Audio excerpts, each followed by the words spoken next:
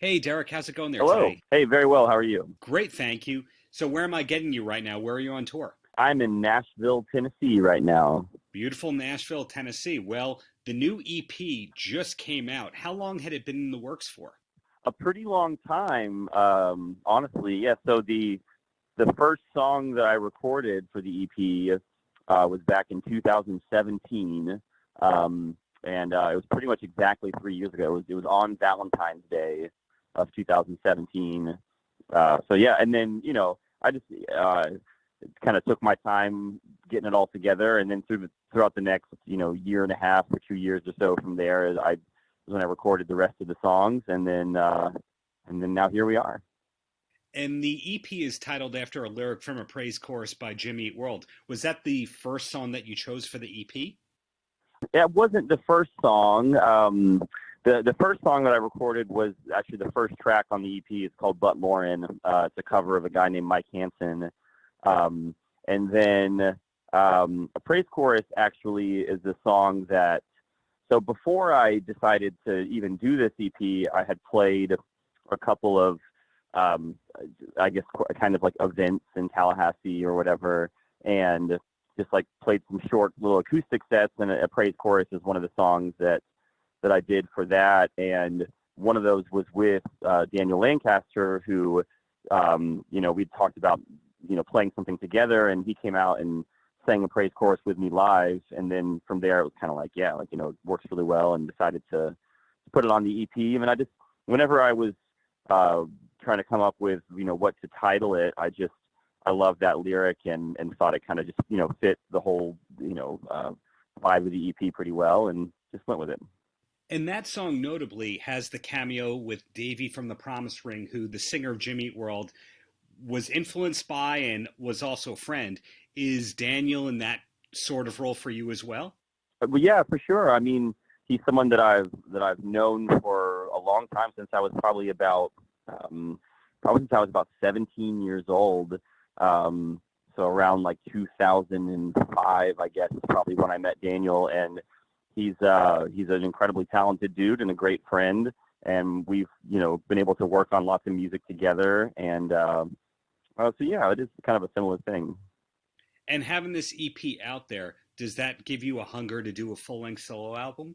Yeah, I mean, well, in fact, I've actually already recorded a handful of songs, of like original material, and I plan on going back in to finish up. I'd probably start with doing another EP, um, and then kind of see whatever happens from there. But yeah, I do like the idea of doing another EP, and then I also kind of I'm already itching to get back in and record some more covers as well, and just see kind of what happens. I guess maybe one day tackling something as big as like a full length would be cool. It's just it's tough with this because obviously Mayday Parade is pretty busy and is still my first priority, and so I kind of in any of the stuff for this solo project I kind of just work on whenever I have time in between Mayday stuff, and so just we'll have to kind of see just what that schedule allows in the future. But yeah, it's definitely doing these shows has got me really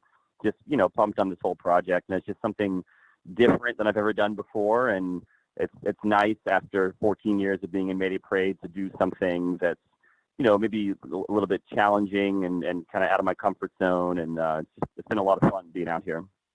And it sounds like a lot to juggle between Mayday Parade and the solo stuff that you're doing. Do you have any creative outlets outside of music?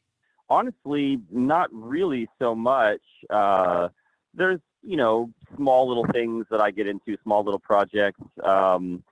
Something that a couple years back, Cabbage or Jeremy, the bass player of Mayday Parade, we all call him Cabbage, but we shot a short movie on tour. It's kind of like a silly, like cheesy action movie that we shot a couple years ago that we still haven't finished, like putting it all together.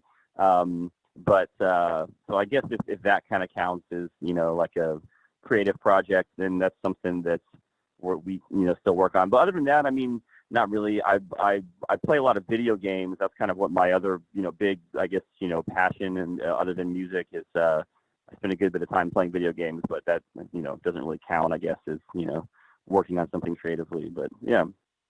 It's kind of a cliche to ask who are your influences to a musician, but what was the first band that really made you want to pick up an instrument in the first place? Yeah, I guess I would probably say Smashing Pumpkins would be the first band that, because when I was a kid, I'd listen to the music that my parents would play, and but my oldest brother, who's 4 years older than me, I remember very well the day that, I was probably sort of 7 years old, or 7 or 8 years old, or somewhere around there, that he sat me down and showed me the song "Today" off of Siamese Dream by Smashing Pumpkins, and that was definitely like a life-changing kind of event. And I was like, you got to show me more. Like, you got to and I just it was, he showed me all these bands, it was a lot of 90s alternative rock kind of stuff, and got really into all of Nirvana, Smashing Pumpkins, and Bush, and Oasis, and all that stuff. But certainly that moment of sitting down listening to "Today" was like the opening of the door for all that. And not too long after that is when I got my first acoustic guitar and started kind of learning how to play some of those songs, and started messing around with writing songs and all that. So you definitely started out with great influences, but did you ever have a ska phase? I never did have a ska phase. I always thought that ska was really fun, and there's a bunch of ska bands that we would play with in early, shows, and before I was in Mayday Parade and I was in other local bands, and we'd play with a bunch of ska bands that I thought were really cool and really fun. But I never really listened to a whole lot of ska, I guess, outside of that, honestly. But I do appreciate it, and I think it's super fun music. And no hair metal either? Not really. I was a really big fan of Metallica when I was in middle school, and there was a period of time where I tried to learn how to play every single Metallica song. But that's probably there weren't a lot of other bands like that I got really into. So it sounds really like you started with the good influences and you never got off track. Before you said that, you are slowly recording stuff for maybe an eventual solo album, and you're doing covers and all that. But what does the rest of 2020 look like for you? Are you keeping very busy with Mayday Parade? Yeah, absolutely. So we're actually going into the studio in about a week and a half, and going into we've been kind of bouncing around. Late last year, we went into the studio and recorded a couple songs, and we're going in to record 5 more, and we don't even really know yet, honestly, what if this is album number 7, or if we might split it up into an EP or 2, or what it's gonna look like.